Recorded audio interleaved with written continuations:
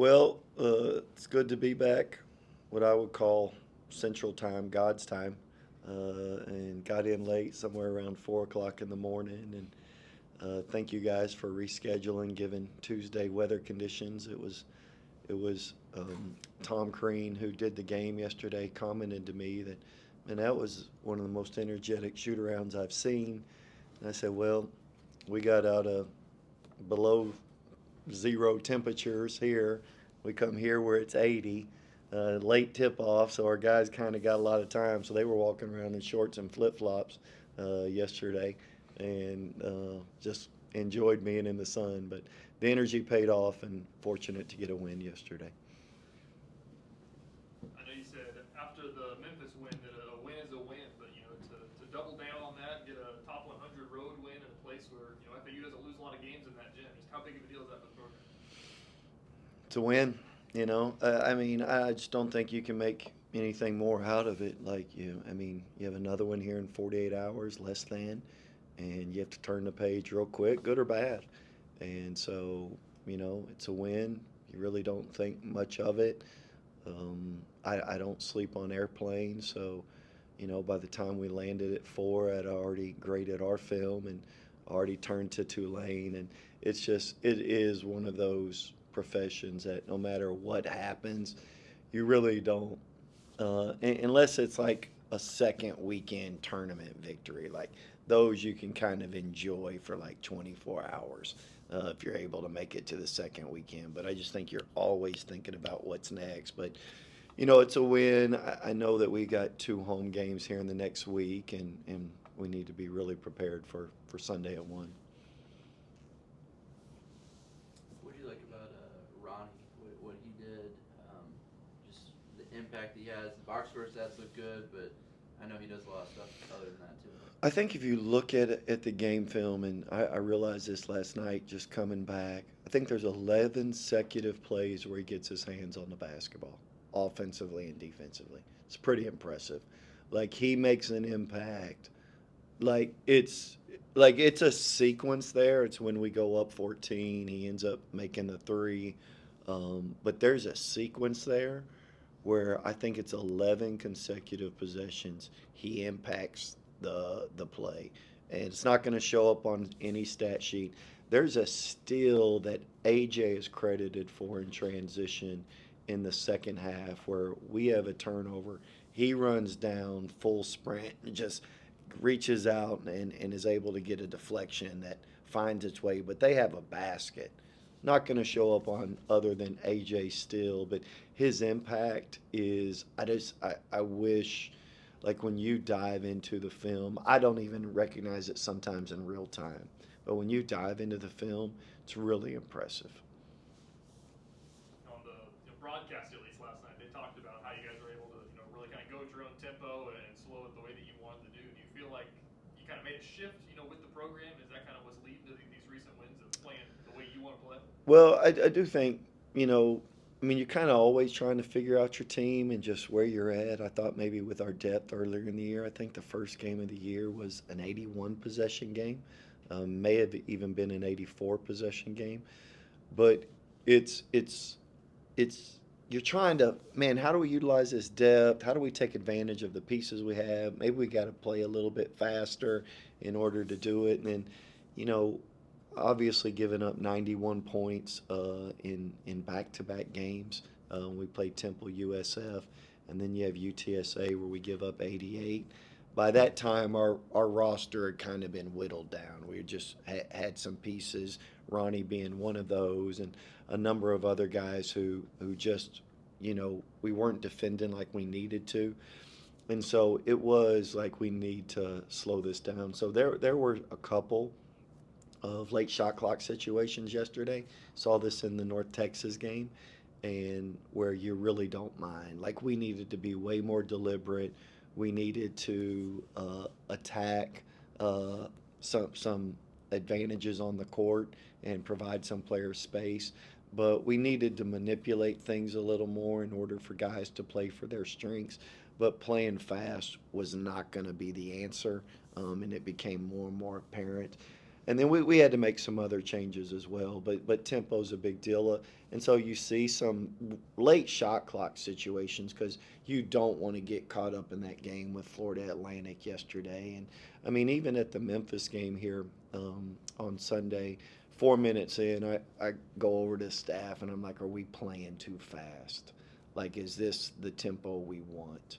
And it's like, let's give it one more media. And so I do think we're pretty deliberate about it.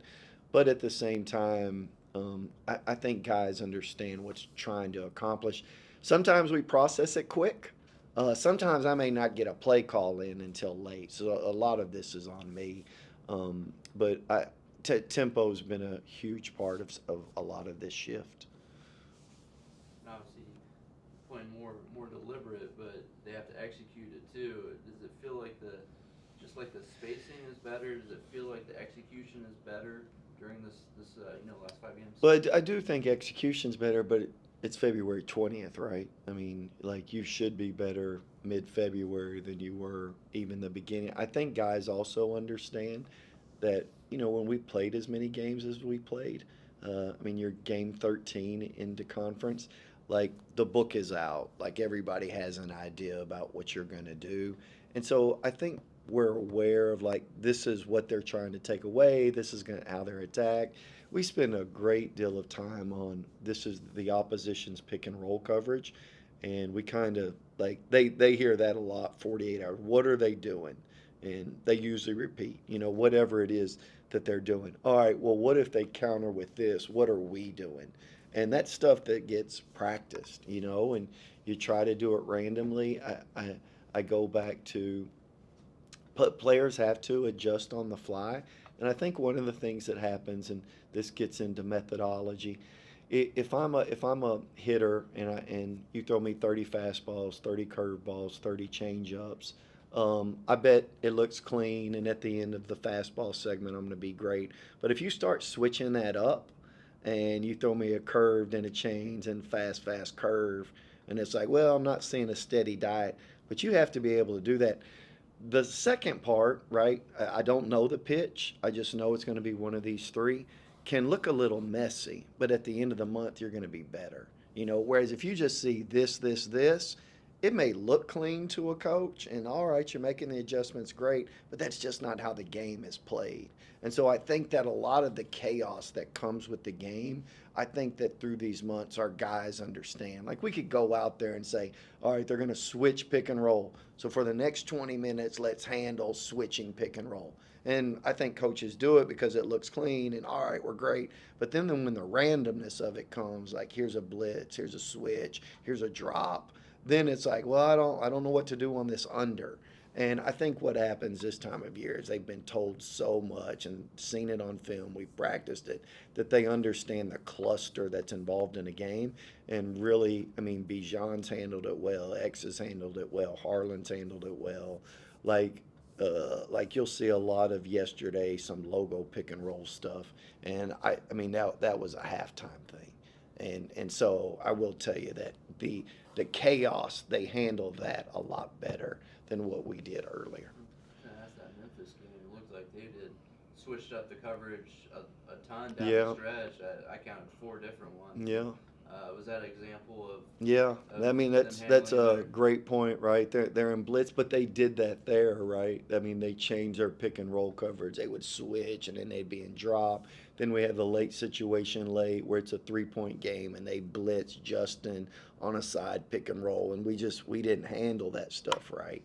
And so I think everybody, the book is out. We know what your pick and roll coverage is, but it's the randomness of it. What you see now with this group is we can handle the randomness of it. We can handle the chaos a little bit better. And I think sometimes if it's the chaos is just now happening, you may get a little confused and players get sped up. You don't see that with this group now. Coach, this schedule that you kind of have right now from Memphis on, the 5-game span there is the top 5 teams in the conference, I believe, last time I looked. To have your team playing hot right now, will you kind of go through the gauntlet at the top of the league? How nice is that? Yeah, I mean, we needed to be in a position. I did know that we were in a segment of 4 or 5 road games. I do know that we don't have any more East Coast trips. All of that's favorable. So to have 3 of your 5 remaining games to be at home, and then knowing that the travel is going to be minimal, really helps. So you're mindful of it, but you after 18 months of just listening to me, you probably know, like, I just know it's Tulane at 1 o'clock. I know UAB's the following game. I do not know when we play them. Do y'all know? Yeah. Is it Tuesday? Is it Wednesday? Is it Thursday? There you go. So like I know that come 1 o'clock, and we don't have much in the way of a prep here. Like, and given the fact that it's an earlier tip off, it's like you're terrified. With the way Bijan's been playing these last two, some confidence and aggressiveness, it's like you guys have added an entirely new player to the lineup. What does he add when he's playing downhill and being able to create his own shot? Yeah, you hear this a lot, and it's 100% true. Like, you tell players, go have fun out there. And you should. You should go out there. You should play with joy. You should enjoy the experience of hooping. That stuff is fun. But where players get this messed up in my mind is they say, let's go have fun, and they think that's the first building block. And it's not. You have to have discipline. You have to have execution. You have to have fight. You have to play with, like, that's the last building block. What you see, in my opinion, is him having fun playing basketball and doing it with joy. But it's because there's a level of discipline, there's a level of execution, there's a level of fight, all these other intangibles that you have to have. The joy part of it comes at the end of all of that. Whereas players just say, well, we're not having fun. And I'm like, that's because you're not disciplined and you're not executing. And you're trying to put the fun in front of that. And that's not how this stuff works. The fun part is getting the discipline and the execution part right. And I will tell you, that's the biggest catalyst there. And you see that if you'll turn around and do the right things, the fun part comes at the end. And I do think that he's getting the order right, because you deal with a lot of immature kids. They want to get the fun part right. And the fun part, I can promise you, is not the first building block.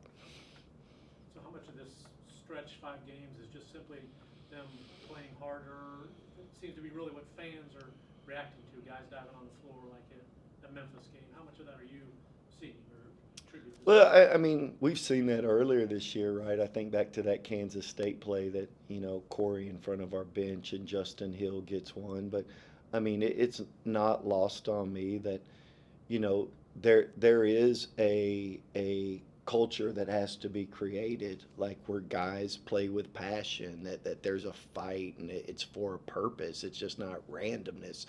And so some of this is self-reflection. I go back to that UTSA game. And some of it is just like, this is not how we want to project ourselves. And especially when you're dealing with a room full of guys who, I mean, that hourglass is turned. It's a matter of time before this stuff runs out and this stuff is over. I, I there's been numerous occasions where I told the guys, this is the last team you'll be on. Your basketball in regards to being on a team is over. You'll go on, several of you, and you're going to play professionally, but that's different, right? When you're 22, you're in a locker room with 35-year-olds who are going home to their wife and children, and people do different things, and some guys are there year to year because they're fighting for a contract. This is probably, for the majority of people, the last team they'll ever be on.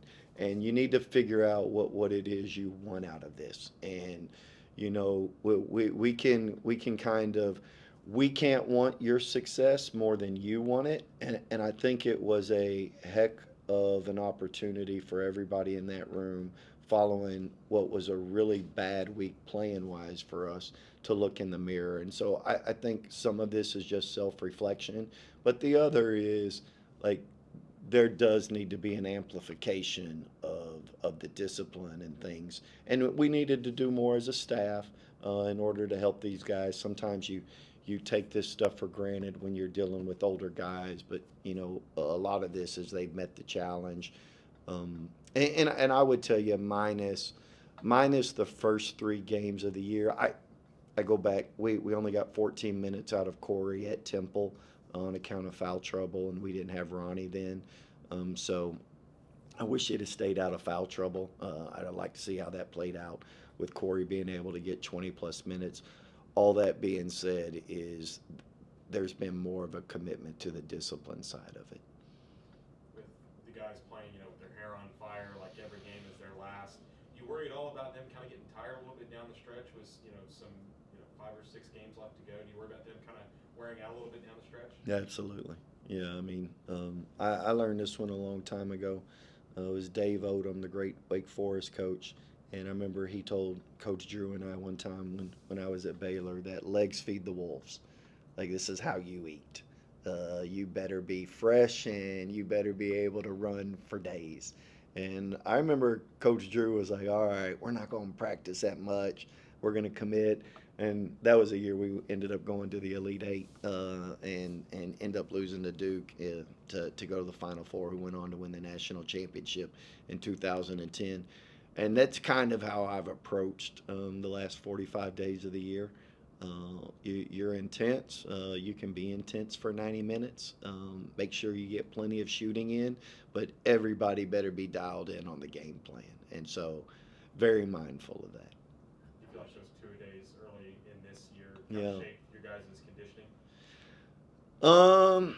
Not really. I'd like to think August, September, October had a lot more to do with that, and we're pretty committed to that. I am one of those guys that we do have to be in better shape. We need to be in better shape than the opposition, so we put them through it quite a bit in August, September, October.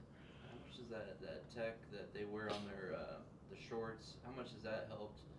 Is that more information for you to use, or how much has that helped as the season's progressed? Yeah, like when we get done with a practice, in my mind I'll think it's this, and if it was like, man, that was way more intense than I need it to be. So here's what happens: is you get intensity for a workout, and then you get total workout. So if I know the intensity for the workout is high, so we'll grade the last 30 days. Hey, this was a 5 on the last 30, but then it's a 25 on total.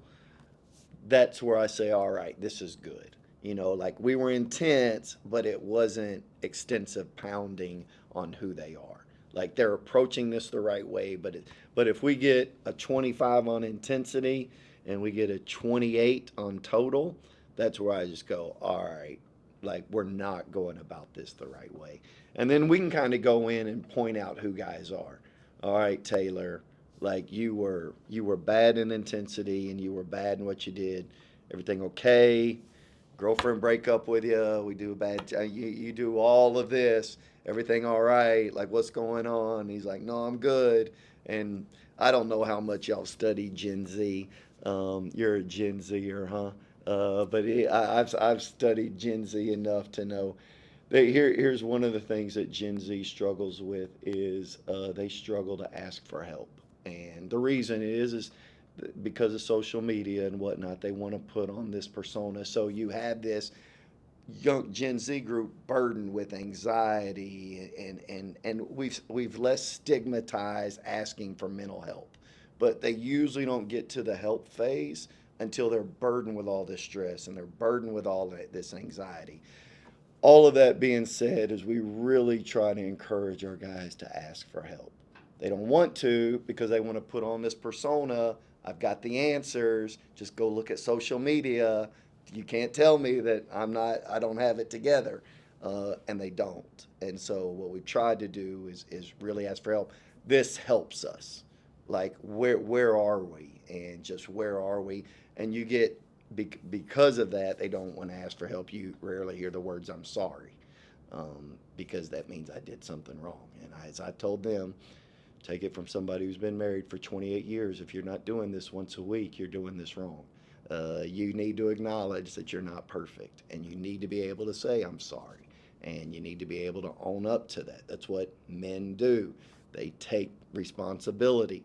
And so I will tell you that a lot of this has to do, that data allows us to have personal conversations, which I really, really enjoy. And can we get to a place They may not need it, but I can't tell you how much I enjoy when hey, you think I could get some help here? Could be tutoring, could be a mental health issue, it could be something else, but that's what we're here for. What's been the key to being able to close out some of the close games you played throughout this win streak? Yeah, players. I mean, you have to have good ones. You got to give them room. The last 5 minutes of a game or when players show up. I mean, think about all of the basketball players you admire. Uh, they make plays the last minute of the game, and they're usually fearless about it. And they go about it with an approach of I'm going to trust my strengths and I'm going to trust my work. And when players hear the phrase, right, players make plays the last 5 minutes, they just think they can just go jack up any shot. And that's not what that means. You better trust your strengths. So X going left yesterday and having an opportunity to kind of play out of a one side. That's what he does, and so you have to trust that. You got to do it. And then there's other opportunities, for us to take advantage of what's occurring based on other people's strengths, whether it be a rebounding strength or whether it be a cutting strength. So I think a lot of this, just the simple answer is players. Little bit more complex than that, but it's because guys can make these plays. What do you guys call that cut that Corey and Ronnie do out of the corner? Kind of like they almost like cut to the free throw line. A Maggette. Okay. So I was gonna ask. So when you guys run the pick and roll, it looks like it's kind of designed just to kick it to the wing, and then they do that. Explain like why does the ball go to the wing? Why do they do that cut, and why that play works? I mean, it really depends on what their coverage is. So if they're a low tag team off the two side, they're going to try to take away Quincy Ballard at the rim. So they're going to go tag with that low guy. So instead of necessarily just staying in that corner, you would stay in the corner if you can really make perimeter shots, right? You can turn around. You see a lot of guys drive a single. They throw out to the two side and hit the low man, and that guy makes corner threes. Florida Atlantic, they did a ton of it coming into the game last night. And so you're mindful of it, but if it's, hey, if it's AJ, you saw this happen yesterday. Harlan attacks a one, we throw back, we swing over there to AJ. AJ ends up making a corner three. Then you see the other action where you have Ronnie, even though he made a three, he's like, I'm way more comfortable off a cut making this Maggette. So a lot of it's just reads. Now we drill it ad nauseum and go through it, but and the guards have to know, the bigs have to know the spacing on. Again, the detail that's involved there is pretty high. I can't tell you if you were to be at practice, like that's not where that cut's supposed to be. Like you start getting around the hash mark, and now you're too close to the guy who's putting pressure on the rim. And so, like, you need to be at certain locations in order to get the value out of it. You also see it on a shake when you attack a two.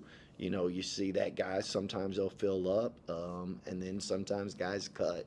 So it's really just, Corey Maggette is where the name comes from, just because he could attack the cup more than he could necessarily make spot-up J's. So some of this is just where are you at right now as a player? What do you feel comfortable with?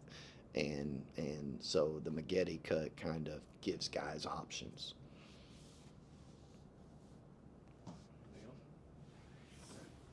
Thanks, guys.